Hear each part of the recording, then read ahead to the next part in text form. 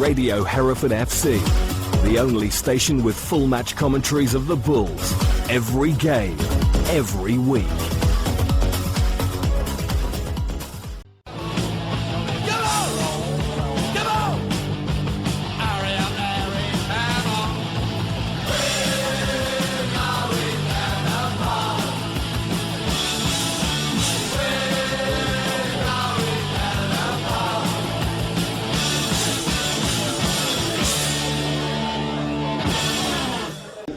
Hello and welcome again to We're Going Down the Pub with me, Frank Williams, and of course my usual trusted guest, Mr. Simon Wright, in what is tonight a very packed and noisy Wagon and Horses in Owen.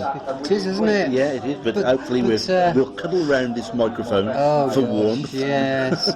Well, Frank, it has been said that your broadcasting's answer to Screaming Lord Such, so I'm sure you'll be fine in that respect. Dead? Excellent.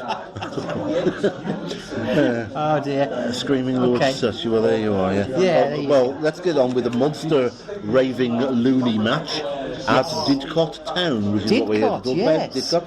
And our old mate, our old mucker, Andy Gardner. He's very prolific, isn't he, that part of the world? I wouldn't know about that. I don't know, not interested in his personal problems. And Didcot's one of those places where you have to think, what? Where is it? Never quite sure where that is.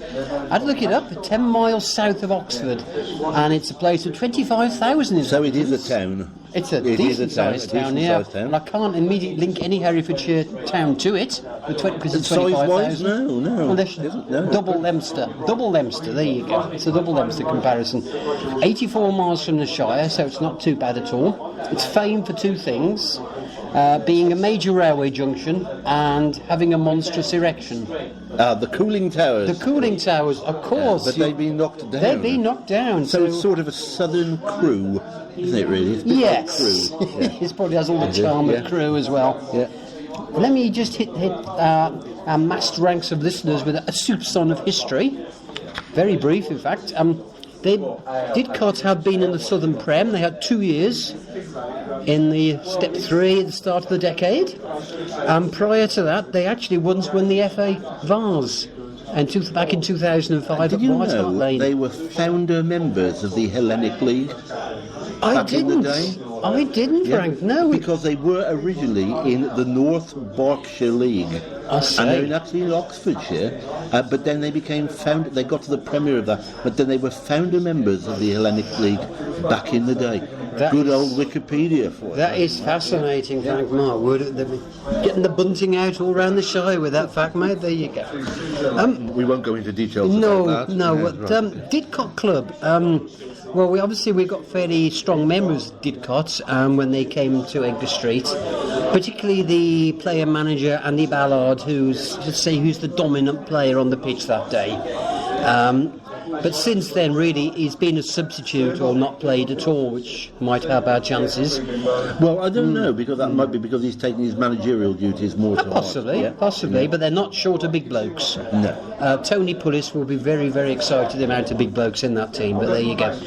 I mean, my impression, when we were talking about this earlier before we switched on, is that the Diddies, frankly, they're a stubborn bunch, very strong in the air, they make life difficult for everybody, basically, and they test the referee's patience, inverted commas. I mean, they are strictly mid-table, admittedly. They've lost 4 home games this season, but they have taken a point from all the top 3. So they are the draw specialists. They are indeed. Drawn 8 of their away matches. Yes, they are really difficult to get past. Yeah. But let me tell you about a recent home game against Sainsbury's, because I think that's the sort of game that we're going to have. Didcot had their goalkeeper Bedwell sent off, and that's sent off for a foul in the opposition penalty area, which is probably quite unique. Tell me how did that happen? He fouled an opponent, disagreed with the decision so strongly the referee gave him a second yellow card for his trouble. Right. So that's something unique when it comes to goalkeepers, isn't it? They brought a forward on, Didcot, and 8 minutes later he was sent off, and that was his debut, so that's going to go down well in the annals, isn't it? So And the lovely names, though, aren't they? You've got G-Cock and Bedwell. Doesn't that sound to you like a bad porn film? Well, I don't know, it might sound like a very good one, actually. Well, okay. As we've been on about monstrous erections in the cooling towers, I would have thought. Oh dear, the censor's going to be busy today. The Sainsbury's game was sort of ex-certificate in its own way. It was 11 bookings altogether. And I think we're going to face the same or similar, probably because of the Golden Boys angle, being ex-Didcot. Yeah, oh yes, of course. And Didcot are fourth from bottom in the Fair Play League. Right. Out of 400 odd clubs, that probably tells you something, doesn't it? And we're not doing so great in that league. We've dropped way out the top 10, so I don't know where we are now. But here's a quote from the Salisbury secretary, I believe. After that game, he said, "I would be surprised if any Salisbury player escaped without a bruise or 10. Oh. Yeah, so that's going to be fun. That's going to be fun. So what we're looking for in that game, obviously, if you're listening to us, Southern League, Evo Stick, South and West people, we're looking for a stronger referee. Yeah, and we haven't seen one of them yet. No, it's a very strong shin pads as well, be handy, wouldn't they? But and thinking of power and all-round ruggedness, did you know Didcot have a rugger club? And did you know, of course, they are at home at the same time as us. Again, it's just weird. It happens. It happens all the time to us. But anyway, that's enough of the joys of Didcot FC. Let me tell you a bit about the ground, or let me quote what Andy tells me about the ground. Thank you, Andy Gardner, for doing the legwork here. Stadium's quite new. Yes, now their previous stadium was in Station Road, and that's now a huge superstore and car park. Because I actually looked it up, because actually I went to the original postcode of the old ground state on Google, and it just took me on the top of this Asda, I think, or something like that, with this car park around it. And that was actually more central to the town. This one's only it's fairly modern, isn't it? Yeah, it's half a mile from the town centre. Station Road would have been so handy for the station, wouldn't it? Would have, yeah. Plenty of room, I'm pleased to say, at the stadium. They've had 3,000 people before. They've had a friendly against Reading, got over 3,000 people, so there'll be ample room for our support. Normal admission at sort of top end, £9 adults, £5 concessions, token £2 for youngsters. Well, they used to gates because they had Exeter last year. They did, of course, as recent as last season. Just under 3,000, so there is plenty of room for us, which is good to hear. They've got a main stand, surprisingly enough. This one is raised above the pitch, which is quite nice because we're not really used to that. And it's got a social club built in underneath it. That stand holds 250 people. It's a little bit. I think the stand is a little bit like Wolfrunians, if you remember that from last year. It's that sort of setup, isn't it? I would imagine. I was there only at Christmas doing the ground, so yes, it's quite a decent looking stand. And there's a pair of those sort of almost porter stands behind the ground. Bus shelters. Well, if you must call them bus shelters, yeah. There's room in theory for another 100 people to park their bums there. Yeah. And there's a roofed terrace, a covered terrace for 200 people behind the other goal. So it's all looking good, isn't it? Plenty of room and decent views. And plenty of parking. And carping. Isn't that fun? When I think we're doing this just a few days before Larkhall, which is like park anywhere by the sound of it, but car park right outside for Didcot, 200 cars, fantastic. And there's even an overflow facility if we're overflowing. Must also say well done to Didcot for their disabled facilities. Our disables will be grinning from ear to ear with this. They've got pretty much everything you could possibly want. They've got this dedicated toilets, dedicated viewing areas, and level concrete surfaces everywhere. So get down there, guys, and savour that easy access. I've just looked at what you've said here about the social club, and in brackets you've put words chosen carefully, because I think you're about to describe the beers that are on offer at the social club. Yes. Because we must stop using the word grim. I only used it once, and I didn't get away with it. But so we're not going to use grim anymore. No, we're going to use less than exciting for the standard offerings. No, it's dire. I thought one four-letter word for another. I thought grim. Dyer comes Yeah. earlier in the alphabet, therefore it's Yeah. not so offensive. Yeah, well, Didcot FC, can you please bear in mind it's Yeah. that game from Frank, so please tweet him this time. Absolutely. However, we must say it's a decent-sized social club, and they're also opening a large function room for us. I think it's going to be a bit sort of like AFC Tottenham setup. With Well, two that rooms. could be very similar to what Frunians did last year when they Yeah. actually cleared their gym out of all the equipment Really? and used us at the end of the stand. Yeah, so it's a proper room dedicated to our supporters. Yep. But the bar manager knows our reputation for wanting quality beer, and is planning to introduce a one-off guest ale just for us. That should be okay. I think that should be great, you know. That's the 4th or 5th club that have offered us that. Yeah, I mean, And most of them have done us proud. They We've have, We've they had a have. few very interesting ones. stuff I'd never heard of Yeah, before. exactly. Went down all right. Yep. You know, it's for little things like that the personal visits by our volunteers do make the difference. Yeah. You know, it gives the home side sort of publicity channel, a bit of feedback, Absolutely. confidence to do Yep. all of that. Yep. There's a curiosity. Curiosity, yes, if I can get my C out, yeah, I know, it's the BFG. Catering is provided by Sal's Snack Bar, which is it's an offshoot of a very popular kiosk in Didcot Town Centre.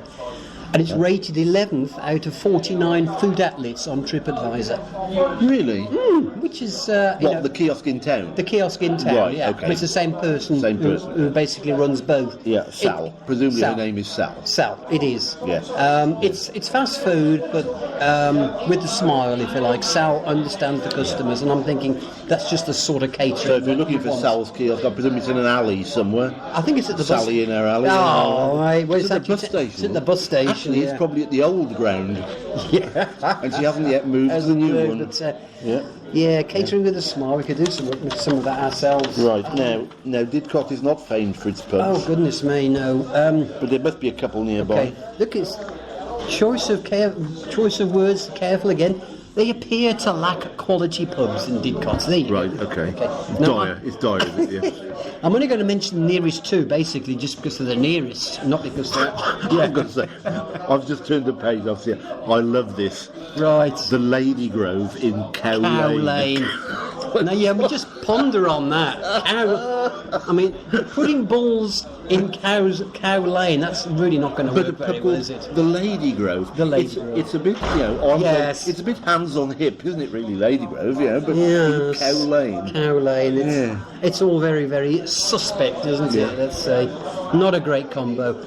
The advantage is it's 5 minutes from the ground, okay? Right. It's Marston's house. You've got the Generous George branding. Right. Not yeah. familiar with that, but I'm told it's very similar to With the Hungry Hungry Horse, Horse, which is yeah. like... Pilot oil, sell it cheap. Yeah. Yeah. Aimed at families. And my word, they've gone... TripAdvisor doesn't like it at all. No. 44th out of 49. And there's only like fast food places, McDonald's and chip shops below it. Right, so it's got a lot of poor reviews. It's yeah. But they've And got craft ales. they've got then? craft ales, a mere £4 a pint, which doesn't excite you very much, does it? Right. So, there now, you go. going back to their old ground, you've got Yeah, one in Station Road. I mean, right, wow. Okay. Yep. Yeah, the Prince of Wales. Yeah. Now, that's a Green King house. There seems to be a lot of those near football grounds, isn't there? Yeah. So it's going to be standard beers. When Andy went there, all part of the research, he said they were doing Bateman's XB as a guest, which Right, it's okay. which is fine. Yep. Yep. And it's usual Green King menu, 12 minutes walk from there. That's the ground, right. So it's that's not too right, bad. Yeah. That must mean the station is about 12 minutes Exactly, walk then, yes. exactly. We'll touch on the train. It is doable. Right. It's not exactly local. Travelling time is 2 3/4 hours and involves 2 changes, so it's a Right. bit of Okay. I haven't looked up Reg yet. I think he's not put it up yet, but I would imagine it's going to be a 15 quid one. I would think have thought so. Yeah. Okay. But it probably won't be the usual Ross Monmouth No. Chepstow. That's going in the wrong direction. It's going to be the Malvern Ledbury That will make journey, sense. I would have thought. He's Just get in touch with the Hereford away yeah. days. They're Get your booked name down. they're booked into the Harvester beforehand. I'm sure I read that bit in Right, Didcot. okay. Just some closing words from Andy, our ground volunteer. So Didcot were friendly, welcoming, hard-working hosts, and they welcome a huge away support. Yeah. And he lists all the plus points, not too far away, new ground, decent facilities, and a championship to chase. Absolutely. And one thing we've left out here is Weatherspoons is not an available drinking. 5 miles away. So you've got to be really keen. Pretty much, yeah. So you've got to be really, really keen if you want to use one of those. That's right. So we're saying that, as usual, they were wonderful, wonderful, wonderful hosts, but there might be a bit of thuggery on the pitch. Actually, the clubs that have the nicest people running them tend to have the greatest number of thugs playing for them. But which actually means that people running our club must be too nice. Too nice. Yes, that must be too nice. Too nice. They don't have the thugs too. Yeah. And then on that happy thought, I guess we're going to wind up Didcot. We'll wind up Didcot, yes. Thank you very much for listening, guys. And we'll catch up with you when our next one that we'll be doing, our next one is on our trip to Bideford. Oh, you and I are going for a couple of days, so that'll absolutely. be quite interesting. Absolutely. And so catch up with that one, that'll be out soon as well. Bye for now.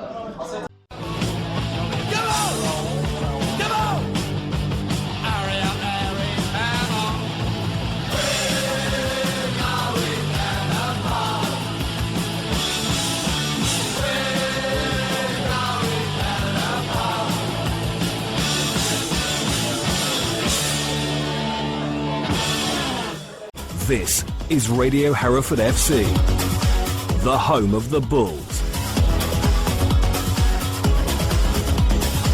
Match Day Live.